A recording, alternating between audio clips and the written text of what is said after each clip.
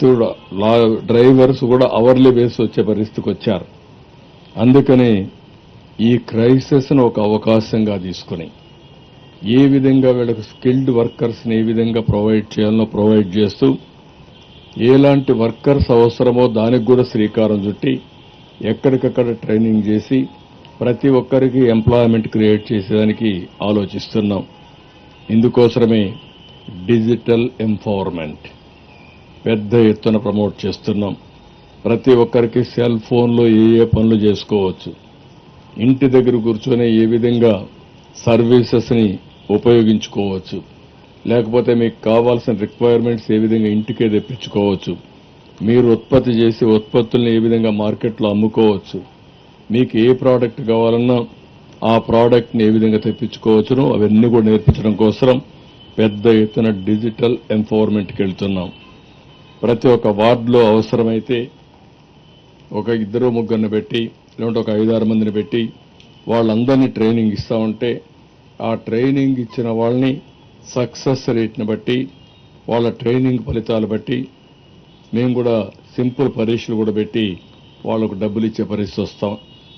ఆన్రోరియం అంటే ఇది కూడా ఇంటి దగ్గర కూర్చొని 10 రూపాయలు సంపాదించుకునే మార్గం. దీనివల్ల భవిష్యత్తులో ఎకానమీ కూడా చాలా మార్పులు రాబోతున్నాయి. నేను అందుకే దాన్ని ముందుగానే ఆలోచించి మొన్న కూడా నేను చెప్పాను, డ్రోన్స్తో ఫస్ట్ టైం ఫుడ్ అందించాం. మనిషి రీచ్ కాలేని దగ్గరికి డ్రోన్ వెళ్ళగలిగింది. దాన్ని ఇంకా ప్రాక్టీస్ చేస్తే చాలా రిమోట్ ప్లేస్ నుంచే మనం పంపించే పరిస్థితి వస్తుంది. ఎవరన్నా కష్టాల్లో ఉన్నారని ఫోన్ చేస్తే అక్కడి నుంచి మనం ఆ ఫోన్ ఏదైతుందో జీపీఎస్ చూసుకొని ప్రోగ్రామింగ్ చేసి నేరుగా అతను పంపించే అవకాశాలు వస్తాయి.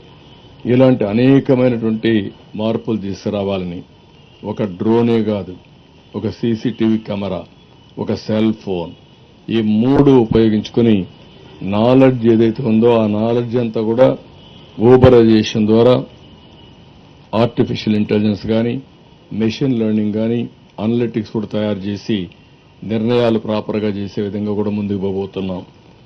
దీనికి ఇక్కడ క్రైసిస్ వచ్చింది కాబట్టి ఈ క్రైసిస్ ని ఒక ఆపర్చునిటీగా తీసుకుంటాం. ఆపర్చునిటీగా తీసుకొని ఇవన్నీ చేస్తాం. ఇంకొక పక్కన ప్రతి ఒక్క కుటుంబానికి ఈ రోజటి నుంచి 3 రోజుల్లో మ్యాక్సిమం ఈ రోజు ఒక రోజు అయింది, రేపు ఇంకొక 2 రోజుల్లో 100% మనం ఇవ్వాల్సినవన్నీ కూడా ఇవ్వడానికి ప్రయత్నం చేస్తున్నాం.